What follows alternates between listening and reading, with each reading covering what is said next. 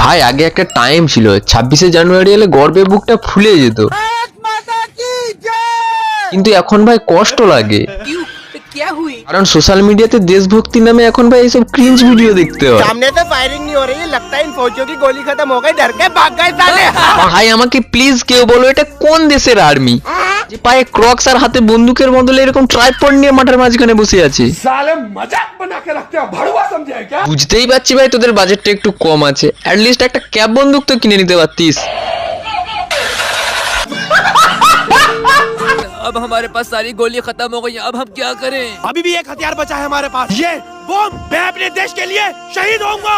Sir सिर्फ देश के लिए यहाँ पे नहीं, हम सब शहीद होंगे। भारत माता की जय। ভাই বোম আবিষ্কার হয়েছিল কারণ দূর থেকে ফিকে শত্রুকে যাতে মারা যেতে পারে। এদেরকে তো ভাই শহীদ হতে হবে, শহীদ না হলে পাবলিক ইমোশন হবে কি করে, আর পাবলিক ইমোশন মানে লাখ লাখ ভিউ সাবস্ক্রাইবার। पैसा ही पैसा होगा।